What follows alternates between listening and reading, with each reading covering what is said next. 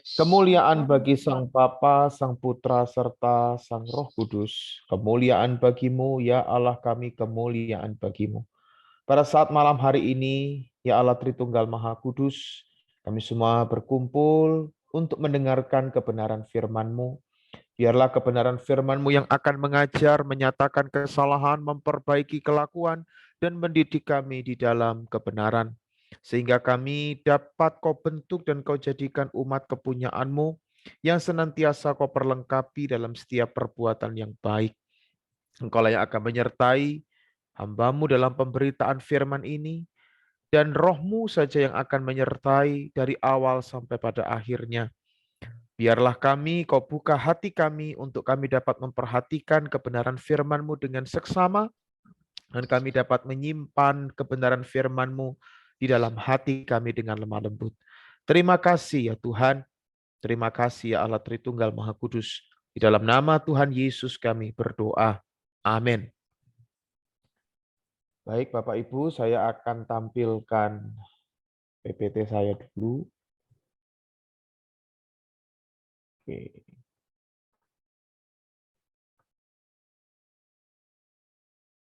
Ya. Bapak Ibu, seperti yang sudah saya pernah katakan sebelumnya ya, dalam waktu itu tidak salah di dalam khotbah hari Minggu ya. Saya pernah menjanjikan bahwa saya akan ada khotbah berseri gitu ya.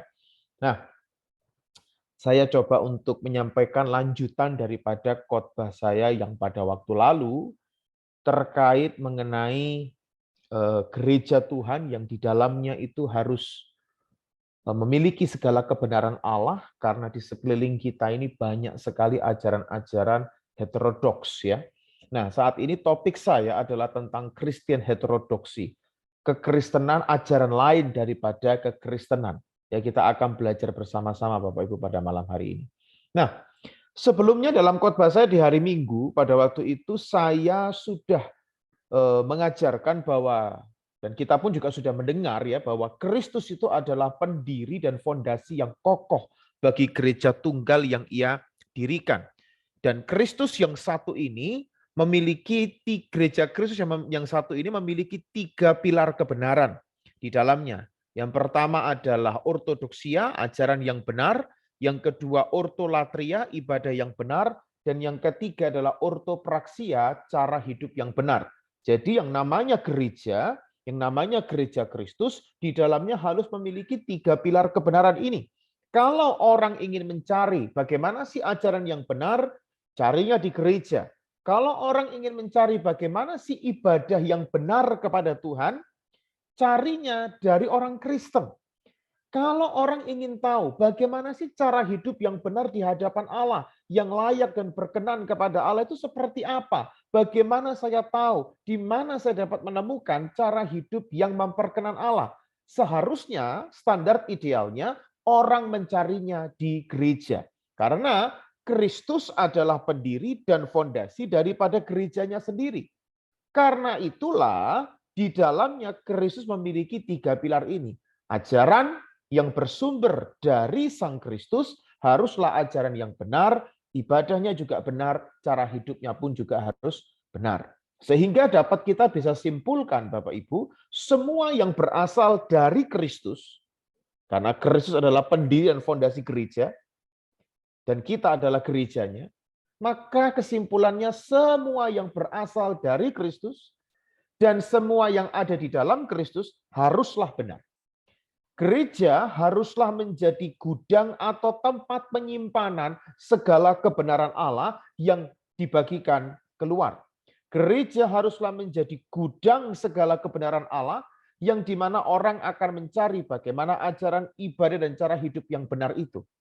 Nah, karena itulah Rasul Paulus katakan gereja adalah pilar dan dasar kebenaran. Ya, karena Kristus adalah pendiri dan fondasinya, maka apa-apa saja yang ada di dalam gereja haruslah datang yang benar, haruslah keluar yang benar. Karena itulah Paulus katakan gereja adalah pilar dan dasar kebenaran. Nah, kita pun juga telah belajar bahwa sejak awal Kristus mendirikan gerejanya di muka bumi, ternyata Kristus dan para rasulnya pun telah memberikan peringatan kepada kita tentang kemunculan Mesias-Mesias palsu, nabi-nabi palsu, dan guru-guru palsu. Inilah yang harus diwaspadai oleh gereja pada masa kini. Karena yang menyampaikan pesan ini adalah Kristus dan para rasulnya. Peringatan ini sudah dipesankan dari sejak 2000 tahun yang lalu atas kemunculan mereka yang palsu ini. Dan apakah yang mereka ajarkan? Mereka semua mengajarkan yang namanya heterodoksia. Heterodoksia itu artinya adalah ajaran yang lain. Dan kalau tema daripada saya hari ini adalah Christian heterodoksi, berarti kita sedang membahas mengenai ajaran yang lain di dalam kekristenan itu. Nah, Bapak Ibu yang harus kita ketahui, kemunculan nabi palsu dan ajaran-ajaran mereka ternyata adalah wujud nyata dari perbuatan daging. Ya, jadi ini kita harus ingat baik-baik. Nabi-nabi palsu, mesias-mesias palsu, guru-guru palsu yang mengajarkan ajaran-ajaran yang lain dari yang diajarkan oleh gereja dari sejak mulanya, itu adalah wujud dari perbuatan daging. Dan perbuatan daging itu dipicu oleh apa? Oleh keinginan daging. Nah, ini kita bisa lihat di dalam Galatia ayat pasal 5 ayat 19 sampai 20. Saya sudah cantumkan di slide ini ya. Di situ dikatakan perbuatan daging telah nyata. Dari sekian banyak perbuatan daging yang nyata di dalam tulisan Paulus, salah satunya adalah roh pemecah. Nah, Bapak Ibu, kata roh pemecah itu dalam bahasa Yunani adalah hairesis. Arti literalnya memilih opini atau pendapatnya sendiri. Nah, studi kata ini kalau kita kaitkan dalam kaitannya dengan gereja, berarti dia memilih pendiriannya sendiri. Yang sekarang kita istilahkan atau kita kenal dengan istilah sekte. Nah, jadi Bapak Ibu, perbuatan daging telah nyata. Yaitu apa? Hairesis. Perbuatan daging telah nyata. Apa itu? Orang yang memilih opini dan pendapatnya sendiri. Memilih pendiriannya sendiri. Perbuatan daging telah nyata. Apa itu? Sekte-sekte. Nah, kalau seseorang itu menjadi hairesis, seorang itu adalah seorang hairesis, berarti dia memilih pendirian yang berbeda dari ajaran gereja rasul yang meneruskan ajaran Sang Kristus ini. Kalau dia adalah seorang yang heresis, berarti dia memiliki opini, memiliki pendapat, memiliki pendirian yang berbeda dari ajaran gereja Kristus atau gereja rasul yang meneruskan ajaran Kristus. Sehingga biasanya orang yang heresis ini, mereka akan berkontradiksi atau bahkan mereka akan tebang pilih terhadap ajaran Kristus. Lalu ajaran yang sudah ditebang pilih tadi, mereka campur adukkan dengan ajaran miliknya sendiri. Nah, jadi orang yang heresis, saya ulangi ya, mereka biasanya akan berkontradiksi dengan ajaran Kristus atau ajaran para rasul. Mereka bahkan mungkin bisa tebang pilih terhadap ajaran Kristus. Tebang pilih itu artinya mereka mengakui sebagian ajaran Kristus, sebagian ajaran para rasul, tidak semuanya, hanya sebagian saja tebang pilih. Lalu hasil sebagian tadi dicampur adukkan dengan ajaran miliknya. Lalu dia memunculkan sebuah doktrin atau ajaran yang baru, yang bertolak belakang atau berbeda daripada gereja rasulia. Nah, inilah yang masuk dalam kategori hairesis atau roh pemecah itu. Nah, ada 3 kriteria daripada heterodoks Kristen atau ajaran lain daripada Kristen, Bapak Ibu ya. Nah, kriterianya itu disebutkan demikian. Yang pertama, mengacaukan dan memutarbalikkan Injil. Itu adalah kriteria daripada ajaran heterodoks Kristen. Jadi kalau Bapak Ibu mendengar ada ajaran-ajaran yang bertolak belakang daripada ajaran Rasul, berarti asumsinya Bapak Ibu sudah tahu terlebih dahulu ajaran Rasul itu seperti apa yang benarnya. Ajaran Kristus seperti apa yang benarnya. Nah, ketika dia sudah tahu yang benar, lalu datang ajaran heterodoks Kristen, ini biasanya ajaran heterodoks ini akan mengacaukan dan memutarbalikkan ajaran Rasul yang sudah Bapak Ibu ketahui secara benar itu tadi. Nah, sehingga terjadi tolak belakang. Nah, terus kemudian kriteria yang kedua adalah sifatnya biasanya mengenakkan telinga. Nah, waktu itu saya kasih ilustrasinya itu seperti orang yang kalau sedang membersihkan telinga gitu ya, pakai cotton bud gitu ya. Kita akan terasa seperti kayak keri-keri atau geli-geli gimana gitu ya. Nah, atau mungkin saya waktu itu contohkan seperti saya menidurkan anak saya. Anak saya itu kalau nggak bisa tidur terkadang saya agak membuat keri-keri sedikit di daun telinganya.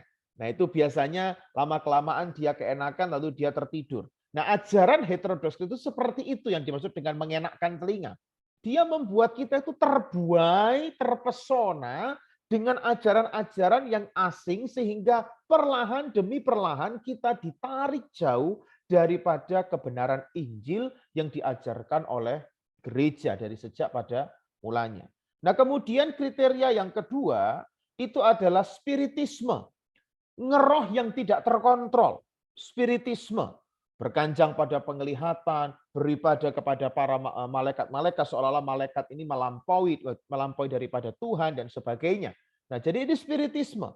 Bahkan spiritisme ini adalah penglihatan-penglihatan yang tidak bertanggung jawab.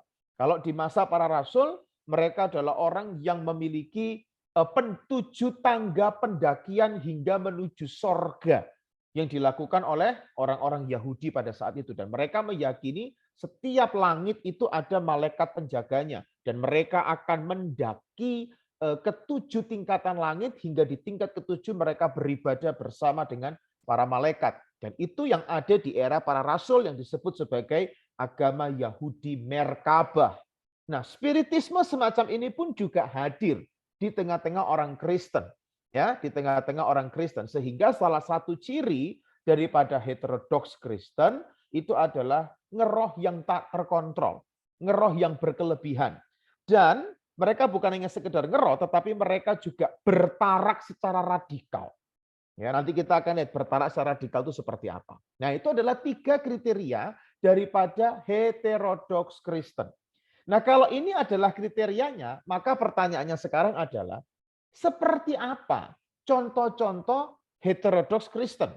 Seperti apa? Nah, hari ini saya memberikan 3 macam heterodoks bagi kekristenan atau ajaran yang lain dari kekristenan yang bertolak belakang dari ada ajaran gereja. Nah, ini hanya baru yang pertama Bapak Ibu ya, baru 3 macam. Nanti masih banyak yang lain yang kemungkinan akan saya sampaikan di pada sesi-sesi berikutnya. Nah, hari ini kita hanya akan belajar 3 macam heterodoks terlebih dahulu.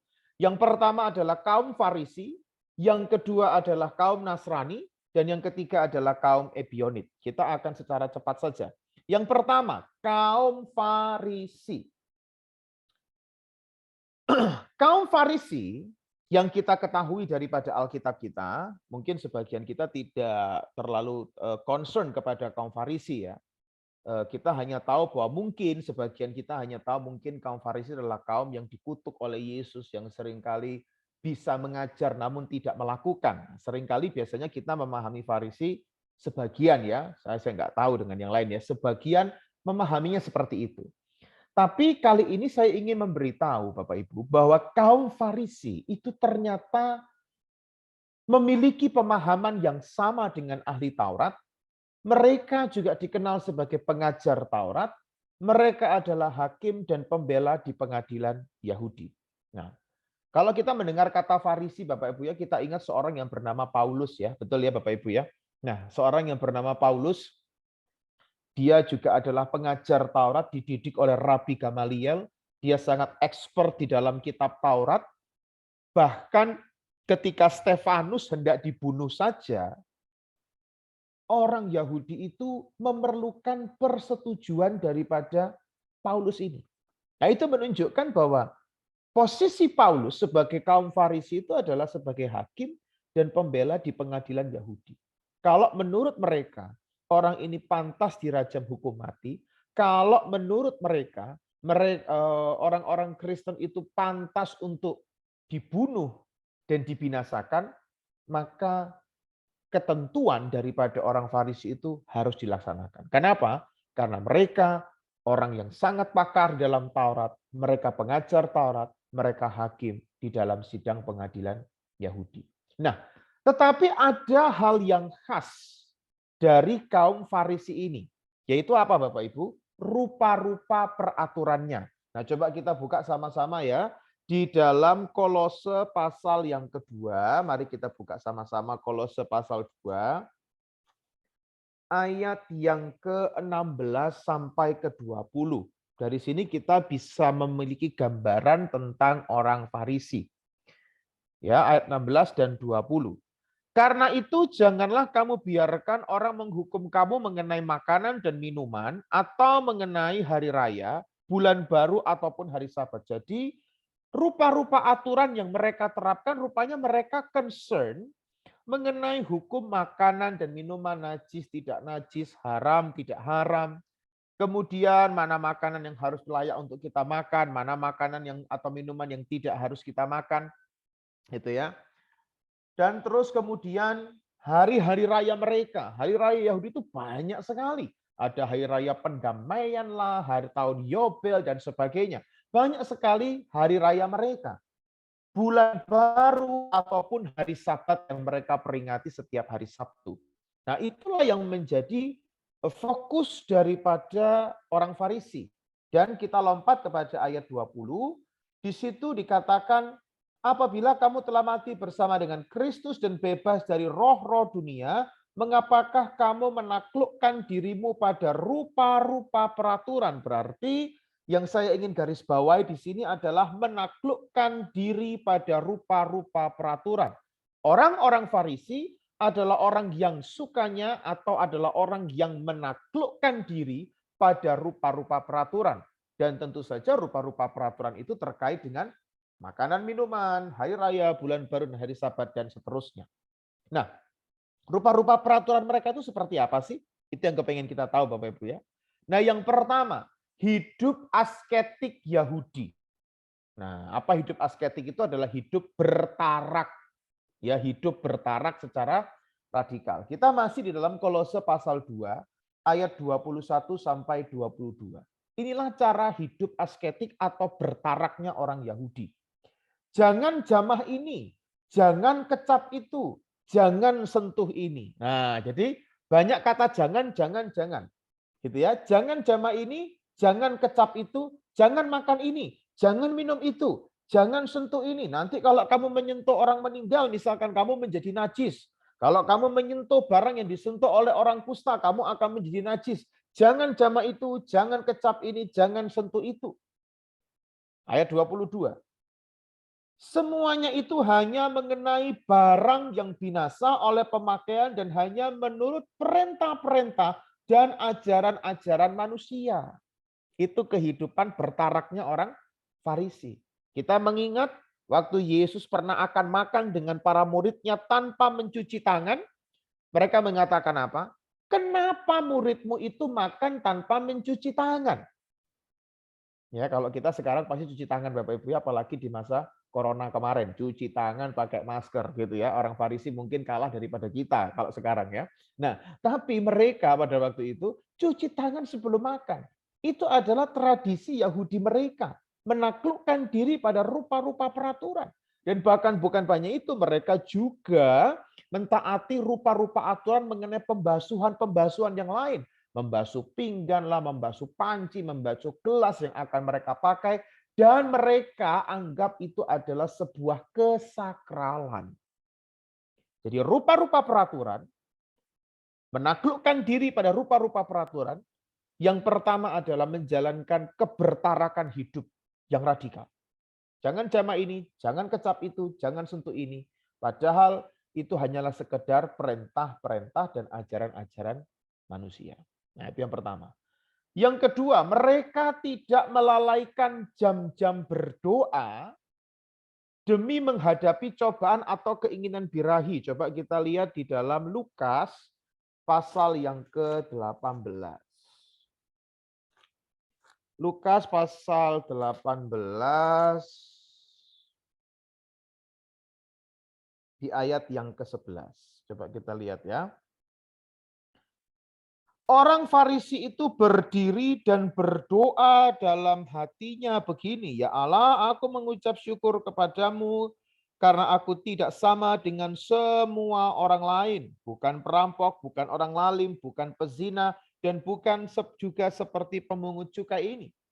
Orang Farisi sangat memahami bahwa dalam hidup ini dia harus menghindari berbagai macam keinginan birahi atau cobaan-cobaan yang membawa mereka kepada perbuatan dosa. Seperti apa?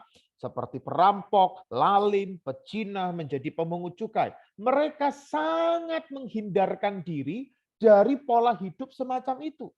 Mereka tidak ingin melekat, mereka ingin terpisah dari gaya hidup seperti perampok, lalim, pezina, dan pemungut cukai. Mereka nggak mau itu. Dan untuk mereka dapat seperti itu, mereka menjembataninya dengan doa.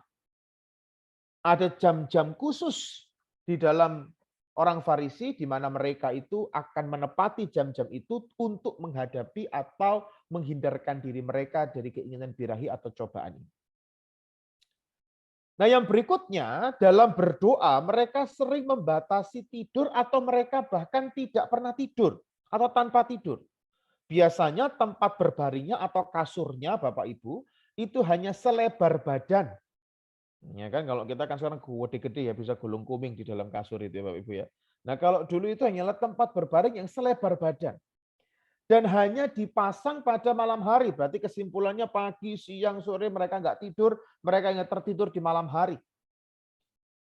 Nah, kalau ada di antara mereka yang ngantuk lalu tertidur, nah karena cuman kasurnya hanya sekedar kecil begitu selebar badan, mereka langsung segera terjaga, bangun doa lagi. Wah, Bapak Ibu ya, kita kan nggak seperti itu karena Bapak Ibu ya.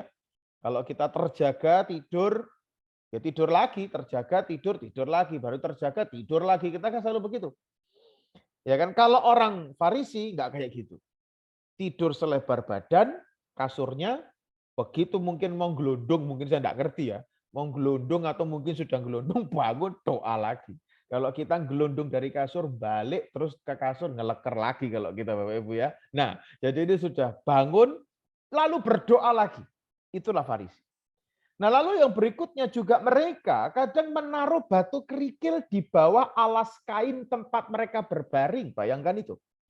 Bahkan mereka membuat dari semak-semak sehingga mereka tidak tertidur dan tetap bangun untuk berdoa. Wah, ini adalah gaya hidup orang Farisi. Ya, Paulus mengatakan apa mengenai hal semacam itu? Coba kita lihat dalam Kolose pasal yang ketiga. Pasal 2 ayat yang ke-23. Peraturan-peraturan ini bagi orang Farisi nampaknya penuh hikmat dengan ibadah buatan sendiri seperti merendahkan diri, tadi hidup asketik gitu ya. Kemudian menyiksa diri, ini menyiksa diri Bapak Ibu. Tidur cuman hanya selebar badan, kemudian di tempat kasurnya itu ditaruh batu kerikil atau dibuat dari semak-semak, ini adalah kehidupan menyiksa diri. Tetapi mereka menganggap ini adalah ibadah yang penuh hikmat. Nah, itulah gaya orang Farisi yang menaklukkan diri pada rupa-rupa peraturan. Nah, kemudian mereka rajin berpuasa Senin Kemis. Bapak Ibu, ini saya juga sudah ngomong ya. Kita kadang meniru seperti tetangga kita di sebelah, puasanya Senin Kemis. Nah, ini puasanya orang Farisi Bapak Ibu ya. Nah, terus kemudian bayar perpuluhan, mempersembahkan buah sulung. Wah, inilah mereka. Paulus ini, coba kok Paulus ya.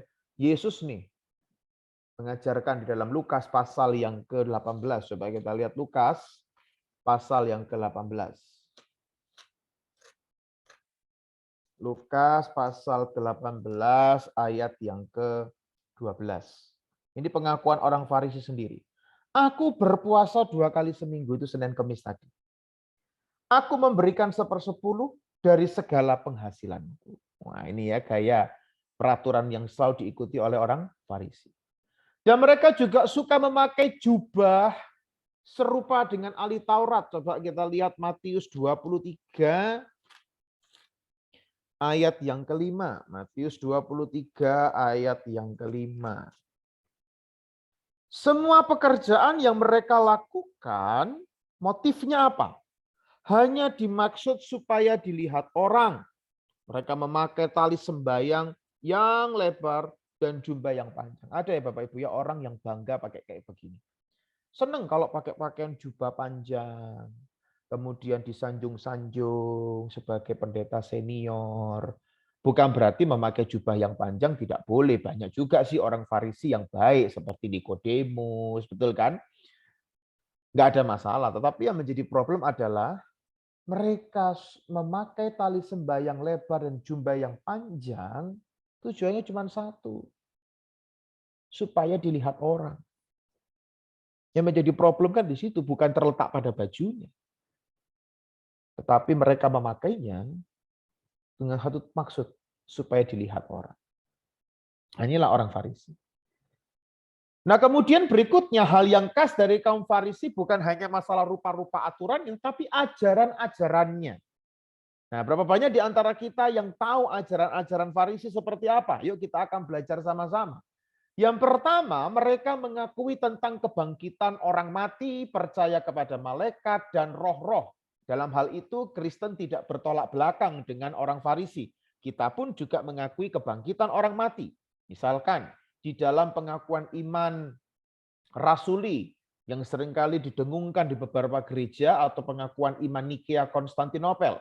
Di sana selalu ada sebuah pengakuan kepercayaan bahwa aku percaya akan kebangkitan orang-orang mati. Kenapa? Karena Kristus pun menyatakan adanya kebangkitan orang mati yang dimulai dari dirinya sendiri. Dia bangkit dari antara orang mati. Berarti Kristus secara nggak langsung mengajarkan atau mengkonfirmasi bahwa ajaran tentang kebangkitan orang mati itu adalah ajaran yang baik, ajaran yang tidak salah. Itu ajaran Alkitabiah. Kristen dan Farisi juga mengakui ajaran percaya kepada malaikat. Kita pun juga percaya pada malaikat. Bahkan penulis Ibrani menyebutkan malaikat itu tugasnya melayani kita, gereja. Melayani orang-orang yang akan mendapatkan keselamatan ini ya. Coba kita lihat di dalam Ibrani pasal 1 ayat yang ke-14. Di situ Paulus di dalam tulisan Ibrani-nya mengatakan demikian. Bukankah mereka semua, maksudnya para malaikat, adalah roh-roh yang melayani, yang diutus untuk melayani mereka yang harus memperoleh keselamatan, yaitu orang-orang Kristen. Kita percaya malaikat. Para rasul mengajarkan tentang malaikat, jadi kita harus percaya. Kita juga percaya tentang roh-roh. Kita juga percaya ada selain malaikat ada roh jahat. Ya, roh jahat, iblis dan sebagainya. Kita tidak bisa mengesampingkan atau menganggap enteng musuh daripada orang Kristen ini. Kenapa? Karena menurut ajaran Alkitab di dalam Efesus pasal yang ke-6, kalau kita lihat Efesus pasal yang ke-6 Bapak Ibu ya, ayat yang ke-12, di situ Paulus katakan perjuangan kita bukan melawan darah dan daging. Jadi kalau terhadap sesama manusia, kita mengampuni, kita mendoakan, ya kan, kita berbuat baik. Karena perjuangan kita di dunia bukan melawan darah dan daging, bukan melawan sesama manusia. Kepada sesama manusia kita harus mengasihi. Tetapi perjuangan kita kepada siapa? Melawan pemerintah-pemerintah, melawan penguasa-penguasa, penghulu-penghulu dunia yang gelap, melawan roh-roh jahat di udara. Berarti roh-roh ini punya hierarki. Nah, gitu ya. Perlawanan kita melawan mereka. Iblis pimpinannya tentu saja. Tetapi mereka juga punya hierarki, punya pemerintah, penguasa, penghulu, dan roh-roh jahat di udara. Farisi mengakui itu, orang Kristen juga mengakui. Tetapi Farisi tidak tahu apa-apa tentang anak Allah. Ini yang menjadi problem. Sehingga ketika Yesus mengaku dirinya sebagai anak Allah, pikiran mereka kacau sekali.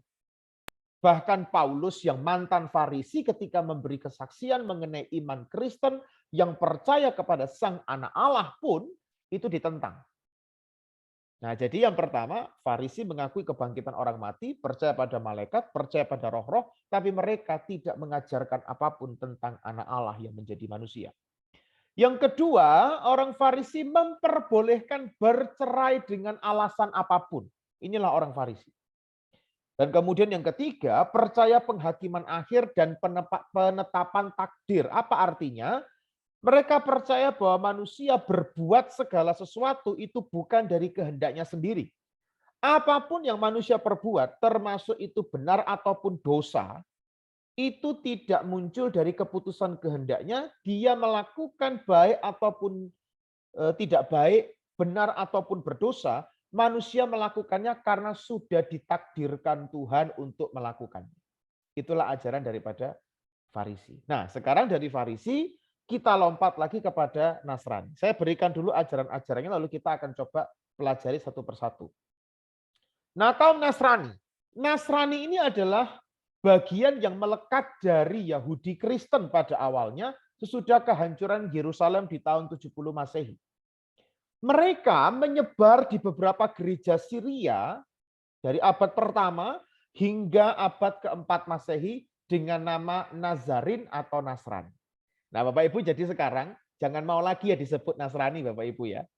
Nah, karena Nasrani ini adalah ajaran daripada yang keliru sebenarnya. Nah, nama ini kemungkinan berasal dari sebutan orang-orang Yahudi yang kepada semua orang Kristen yang mengikuti Yesus dari Nazaret. Jadi ini adalah sebuah ejekan. Tahu dari mana Pak ini ejekan? Kita sama-sama buka dari Kisah Rasul pasal 24. Coba. Kisah Rasul pasal ke-24 di ayat yang kelima. Kisah Rasul pasal 24 ayat yang kelima. Saya bacakan ya.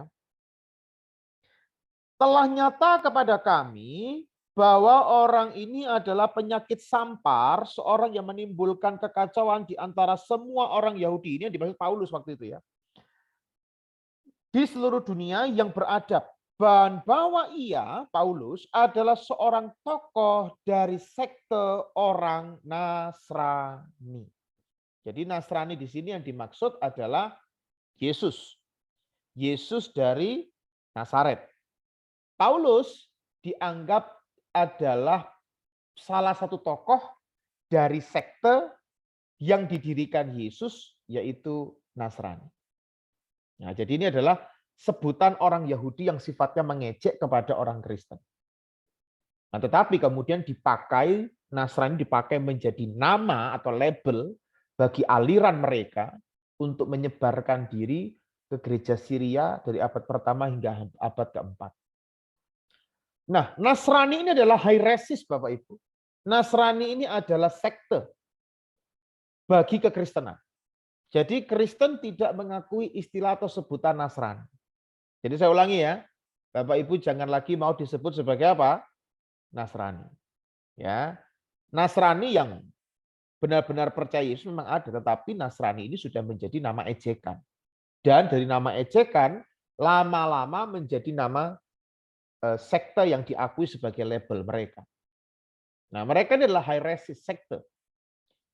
Orang yang memilih pandangan atau ajaran yang bertolak belakang daripada gereja yang didirikan oleh Yesus itu.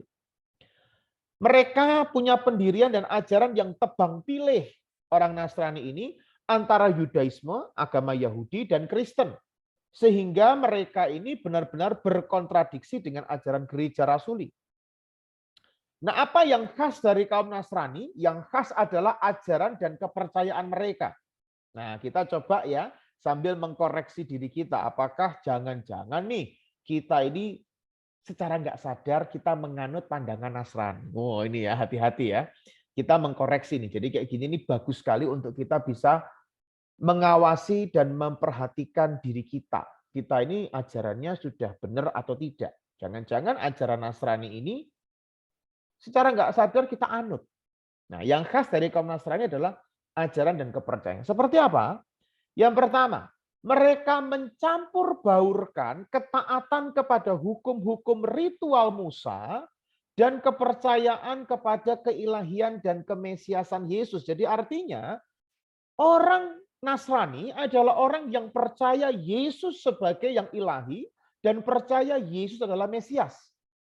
Nah, tetapi mereka ada plusnya. Plusnya apa? Hukum-hukum ritual Musa juga harus tetap dijalankan. Coba kita lihat dari Kisah Rasul pasal ke-15 ya. Kisah Rasul pasal yang ke-15 ayat yang ke-1.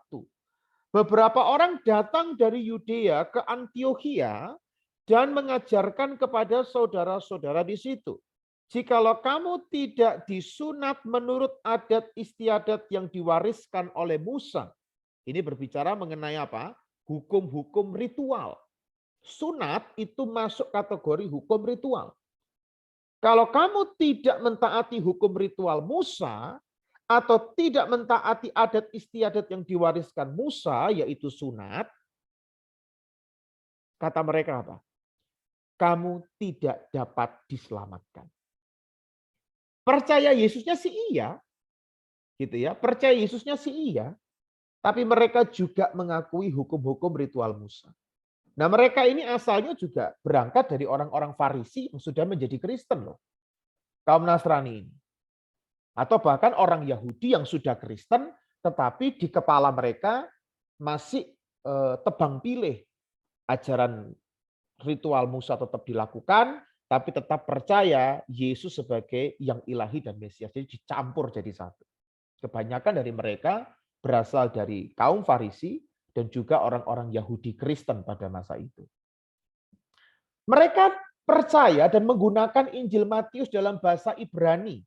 Nah, mereka tidak percaya karena Matius itu adalah orang Yahudi, ya, Matius itu adalah orang Yahudi, dan Matius itu dirasa adalah satu-satunya Injil yang secara akurat menyatakan nubuatan-nubuatan Yesus di dalam Perjanjian Lama. Dan mereka meyakini Injil Matius ditulis di dalam bahasa Ibrani. Nah, itu ya. Mereka percaya masa pemerintahan milenial Kristus 1000 tahun damai di muka bumi. Itulah kepercayaan Nasrani. Nah, tapi yang menarik, orang Nasrani tidak pernah antipati terhadap Rasul Paulus. Mereka juga tidak pernah menyebut Kristen non-Yahudi sebagai bidat. Tidak, hanya karena tidak mentaati Taurat Musa. Mereka nggak merasa itu. Tetapi orang Nasrani ini adalah orang Kristen separatis.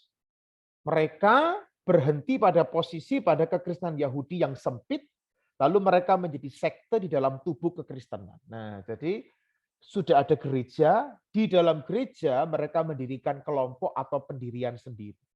Nah, jadilah Nasrani ini. Nah, ini Bapak Ibu ya.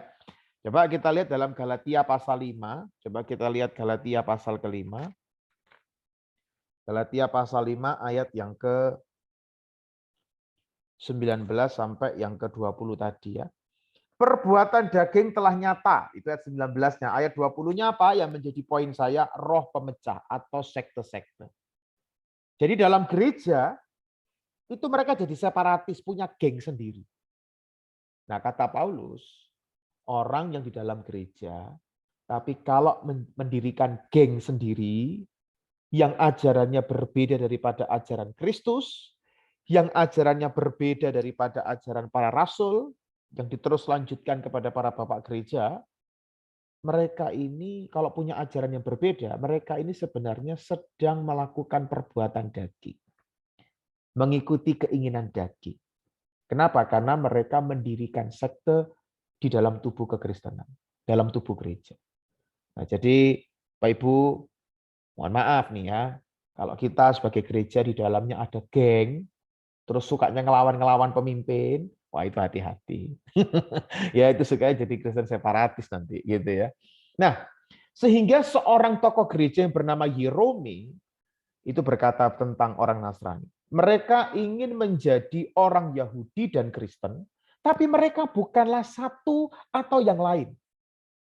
Mereka kepingin Yahudi diambil, Kristen diambil. Tapi menurut Yerome, disebut Kristen juga tidak bisa, disebut Yahudi juga nggak bisa. Karena apa? Karena comot-comot toh. Gitu loh. Asal comot digaduk-gaduk, no jadi cocokologi ini loh. Ya kan? Nah, berikutnya adalah ebionit. Ini aliran heterodoks yang terakhir ya. Sebelum nanti saya menjelaskan sanggahannya. Nah, kaum ebionit berasal dari kata ebion yang artinya miskin. Awalnya kemungkinan seperti orang Nasrani yang punya sebutan dari yang menghina orang Kristen, tapi kemudian menjadi sekte tersendiri. Kaum Ebionit menganggap dirinya sebagai pengikut Kristus dan para murid Kristus sejati, khususnya dalam hal kemiskinan. Dasarnya ucapan bahagia. Yesus bilang apa? Berbahagialah orang yang miskin di hadapan Allah. Nah, mereka memaknai kata miskin itu miskin dalam segi apa? Materi. Nah, ketika mereka miskin dalam segi materi, mereka hidupnya ketok susah, ya kan? Mereka pakaiannya lusuh, gitu ya. Mereka rasa mereka sudah menjadi pengikut Kristus dan pengikut para murid Kristus yang sejati dalam hal kemiskinan dan kesederhanaan. Jadi kalau ngomong kesederhanaan, orang Ebionit ini paling top. Nah, kurang lebih gitu, Bapak Ibu ya. Nah, Ebionit ini menyebarkan ajaran awalnya dalam kalangan kekristenan. Dan kemudian di mana mereka hijrah ke satu kota yang namanya Pela sesudah kehancuran Yerusalem tahun 70 Masehi. Jadi bibitnya itu sudah muncul pada awal gereja mula-mula itu ada. Bibitnya sudah ada. Tapi perkembangannya itu baru secara luar biasa ketika Yerusalem dihancurkan di tahun 70. Nah, apa yang khas dari kaum Ebionit yaitu ajaran-ajaran mereka ternyata melekat dengan legalisme Farisi atau aturan-aturan atau menaklukkan diri pada rupa-rupa peraturan yang sumbernya dari ajaran Farisi. Sehingga mereka itu disebut merusak iman gereja rasuli di Galatia. Nah, coba kita lihat ya Galatia pasal yang ketiga, ayat yang pertama. Hai orang-orang Galatia yang bodoh, siapakah yang telah mempesona kamu? Bukankah Yesus Kristus yang disalibkan itu telah dilukiskan dengan terang di depanmu? Jadi ajaran Ebionit ini sudah ada menyusup di gereja Galatia. Mempesona orang Kristen di Galatia. Dan Galatia pasal 5 ayat ke-8 dikatakan begini. Ajakan untuk tidak menurutinya lagi bukan datang dari dia yang memanggil kamu. Jadi Ebionit ini ketika menyusup ke dalam gereja malah ngajaki mereka untuk tidak ikut Injil Kristus lagi. Tidak mengikuti ajaran Kristus, tidak mengikuti ajaran Rasul lagi. Makanya Paulus bilang, kamu ini bodoh. Siapa yang mempesona kamu sehingga kamu nggak mengikut Kristus lagi. Nah, ajaran-ajaran mereka kurang lebih seperti ini. Percaya Yesus adalah Sang Mesias, anak Daud, dan pemberi hukum Allah. Tetapi bagi mereka, Yesus itu hanya manusia biasa. Tidak ada bedanya kayak Musa dan Daud yang diperanakkan secara biologis dari Yusuf dan Maria. Nah, Bapak Ibu, kalau Bapak Ibu nanti menghadapi tetangga kita di sebelah sana, gitu ya, agama seberang, lalu kita ini dianggap begini. Kristen itu mentuhankan Yesus. Atau Kristen itu mengangkat Yesus sebagai Tuhan. Jawabnya begini. Kristen tidak pernah mentuhankan manusia. Atau mentabiskan manusia menjadi Tuhan. Tidak pernah. Yang mengakui ajaran tersebut, yang mengakui Yesus hanyalah manusia biasa, hanyalah Ebionit. Nah, justru ajaran Ebionit sama dengan mereka. Panggilan mesianik Yesus justru berawal pada saat pembaptisan oleh Yohanes Pembaptis. Pada saat itu Roh Tertinggi menyatukan dirinya dengan Yesus. Di saat itulah Yesus diangkat menjadi Mesias. Jadi awalnya biasa-biasa, awalnya manusia biasa seperti saya dan saudara, tetapi ketika dibaptis ada Roh Tertinggi yang masuk ke dalam diri Yesus, lalu di momen itulah Yesus ditabiskan menjadi Mesias. Ditabiskan menjadi yang ilahi. Itu ajaran Ebionit. Jadi kalau ditanya Kristen mentuhankan manusia biasa atau Kristen mentabiskan atau mengangkat Yesus yang manusia biasa menjadi Tuhan, jawab bahwa itu bukan ajaran Kristen tetapi ajaran Ebionit. Jadi salah tanya kalau tanya ke Kristen. Gitu Bapak Ibu ya. Nah, terus kemudian yang kedua, percaya hukum sunat dan memelihara seluruh hukum Taurat sebagai keharusan untuk memperoleh keselamatan. Bibit Ebionit juga hadir di Kisah Rasul 15 yang kita baca tadi. Rasul Paulus dibilang orang murtad dan bidat dan surat-surat kerasulan Paulus dibuang oleh kaum Ebionit. Mereka juga percaya bahwa kedatangan Kristus yang kedua adalah pemerintahan 1000 tahun damai di dunia dan Yerusalem itu sebagai pusatnya. Nah, sekarang yang terakhir ya, apologetika Kristennya seperti apa Bapak Ibu? Nah, Yang pertama, melawan kaum Farisi. Yuk kita buka sama-sama dari Matius 16. Matius pasal ke-16 ayat yang ke-16. Sorry kok Matius 16. Salah nih, sebentar ya. Ragi Farisi itu sebentar ya. Matius 16 ayat 6. Sorry ya. Matius 16 ayat 6. Saya baca ya. Yesus berkata kepada mereka, berjaga-jagalah dan waspadalah terhadap ragi Farisi dan Saduki. Nah, Bapak Ibu, orang Kristen perlu waspada. Jangan-jangan kita ini sudah disusupi ragi Farisi di dalam pengiringan kita kepada Yesus. Contoh yang pertama, soal hidup asketik. Hidup asketik itu adalah latihan atau disiplin atau mati raga. Ya, menurut Galatia 5 ayat 23, disiplin latihan atau mati raga ini adalah salah satu buah roh, yaitu apa? Penguasaan diri. Jadi hidup asketik, ya, hidup bertarak itu tidak salah. Ya, tidak salah. Karena ternyata latihan, disiplin, mati raga atau penguasaan diri itu ajaran Alkitab. Bahkan itu adalah buah roh. Jadi hidup asketik itu buah roh. Bahkan kehidupan asketik itu melibatkan penggunaan anggota-anggota tubuh kita yang berpusat kepada Kristus. Jadi artinya kalau kita ini sudah di dalam Kristus, maka seluruh anggota tubuh kita, panca indera kita, kita harus arahkan kepada Kristus. Jangan mendengar gosip, jangan mendengar berita-berita yang nggak benar, jangan menyediakan mulut kita untuk yang tidak benar, mata kita untuk menonton hal-hal yang tidak tepat. Semua anggota tubuh kita harus pusatkan seperti Kristus, perkataannya membangun, memberitakan firman, telinganya mendengar ajaran Kristen, matanya hanya melihat keindahan daripada Allah. Hidup asketik tidak salah. Bahkan kehidupan asketik itu bentuk kerjasama antara iman dan perbuatan yang menjadikan iman itu sempurna. Paulus mengatakan bahwa dirinya juga seorang asketik ya. Coba kita lihat 1 Korintus pasal 9. 1 Korintus pasal 9 di ayat yang ke-27. Dia mengatakan, tetapi aku melatih tubuhku dan menguasai seluruhnya. I discipline my body. Disiplin. Mendisiplinkan tubuhnya, mendisiplinkan dirinya. Dan bahkan Paulus pun memerintahkan gereja untuk menjalani kehidupan asketik. Jadi hidup asketik tidak masalah. Asalkan, ini yang menjadi poin ya, hidup asketiknya itu berpusat pada Kristus. Tapi kalau Bapak Ibu cuma hanya sekedar puasa itu, misalkan puasanya hanya sebatas menahan rasa lapar tok, ya itu bukan asketik yang Kristen, itu asketiknya punya orang Yahudi. Nah, sehingga akhirnya perbuatan-perbuatan itu dapat dibanggakan di depan orang. Nah, itu hati-hati. Gitu ya. Kemudian yang berikutnya tidak melalaikan jam-jam berdoa. Rasul Paulus juga mengajarkan dalam 1 Tesalonika 5 ayat 17 agar orang Kristen berdoa tanpa henti. Efesus 6 ayat 18, bahkan Paulus meminta orang Kristen berdoa setiap waktu di dalam roh. Setiap waktu loh. Setiap waktu itu artinya apa?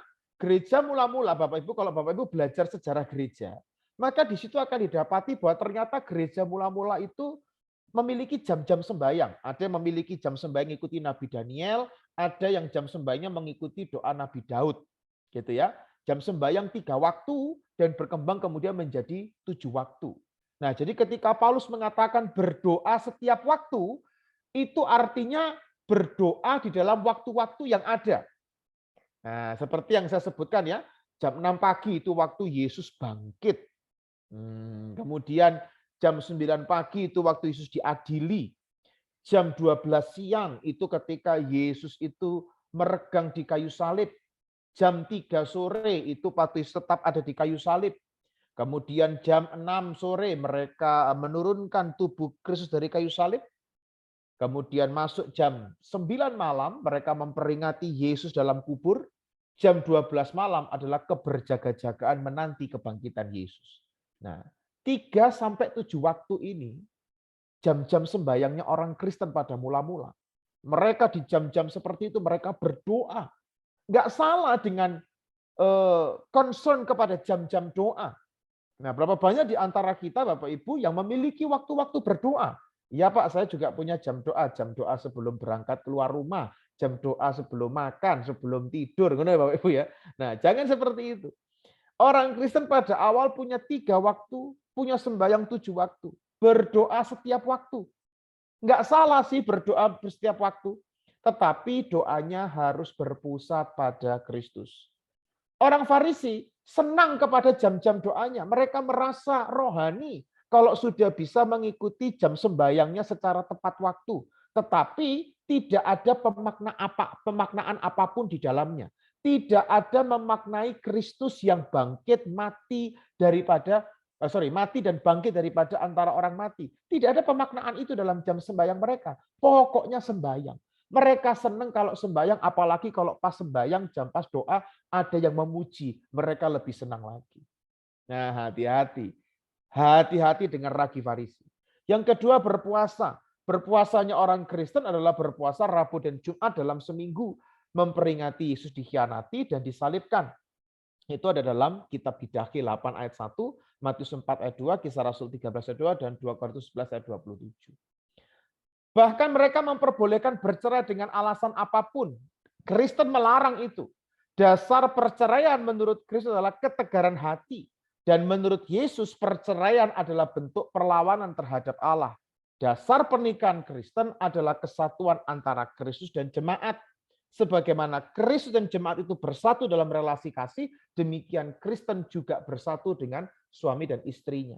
Ketika bercerai, dia melanggar hukum Allah.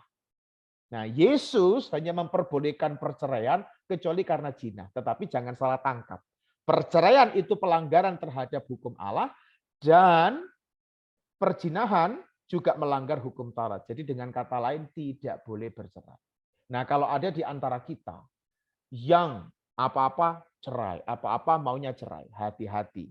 Mungkin ragi Farisi sudah menyusup dalam diri orang Kristen. Nah, berikutnya percaya pada penghakiman akhir dan penetapan takdir. Apabila percaya penetapan takdir dan manusia berada di bawah kekangan penetapan takdir sehingga manusia berbuat segala sesuatu bukan karena kehendaknya sendiri, maka tidak ada yang namanya penghakiman akhir, Bapak Ibu. Jika ada penghakiman akhir, maka ada suatu hukum yang adil dan pengadilan Allah itu benar-benar dapat dipercaya. Penetapan takdir Farisi tidak pernah ada dan tidak ada bukti apapun di dalam Alkitab.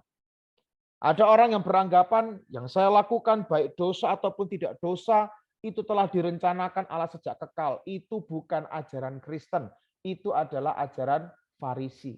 Jadi kalau ada di antara kita yang percaya bahwa apa yang kita lakukan, pakaian yang kemudian kita pilih, apa yang kita katakan, apa yang kita perbuat, perzinahan, kelaliman, dosa yang kita lakukan, itu sudah ditetapkan oleh Allah, hati-hati, itu bisa jadi ajaran ragi Farisi.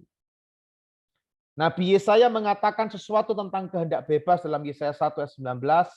Literatur bijak orang Yahudi juga menentang penetapan takdir yang melintas kehendak bebas. Bahkan Agustinus dari Hippo, seorang tokoh gereja dalam tulisannya, juga mengajarkan bahwa manusia itu punya pilihan bebas dari kehendaknya. Yang terakhir, melawan kaum Nasrani dan Ebioni. Yang pertama, suka mencampur baurkan ritual Taurat dan iman kepada Yesus sebagai Mesias. Campuran kedua ajaran yang saling berkontradiksi bagaikan teologi prasmanan. Betul Bapak Ibu ya, kalau kita diundang di pernikahan ada makanan prasmanan, kadang sak piring itu dicampur kabeh makanan. Betul Bapak Ibu ya?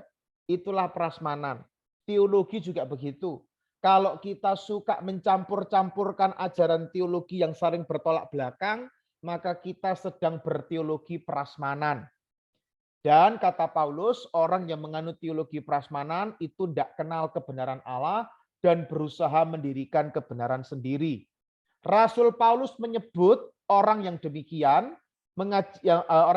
sebagai orang yang mengajarkan Injil lain atau Yesus yang lain. Mereka yang semacam inilah yang mengacaukan dan memutarbalikkan Injil, dan menurut Paulus mereka tergolong kaum terkutuk. Mereka percaya Yesus hanya manusia biasa Kaum Ebionit percaya bahwa Yesusnya manusia biasa yang diangkat dan ditabiskan menjadi Mesias. Gereja mengajarkan bahwa Allah yang menjadikan Kristus yang disalibkan itu menjadi Tuhan dan Kristus yang dinyatakan dalam konteks kematian hingga pemuliaannya ke sorga. Soal sunat. Sunat Kristen bukanlah hal lahiriah, karena sunat Kristen itu telah dinyatakan dalam baptisan air dan hati. Jadi apabila kita menjadi orang Kristen, kenapa kita nggak disunat lagi? Karena sunatnya kita itu sudah dinyatakan melalui baptisan air. Itulah sunat Kristen. Bapak Ibu nanti bisa baca dalam Kolose 2 ayat 12 sampai 12, Galatia 3 26 sampai 27. Di situ Paulus katakan kamu telah disunat dalam sunat Kristus. Apa itu? Ketika kamu dikuburkan di dalam baptisan. Itulah sunat Kristen. Mereka percaya pemerintahan milenial Kristus di bumi atau 1000 tahun damai di bumi.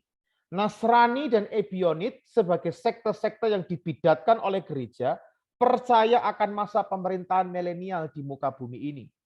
Ajaran kerajaan 1000 tahun di muka bumi ternyata kalau Bapak Ibu belajar sejarah, usut ketemu usut, ternyata ajaran itu terpengaruh dengan teologi milenium agama Zoroaster atau agama Iran.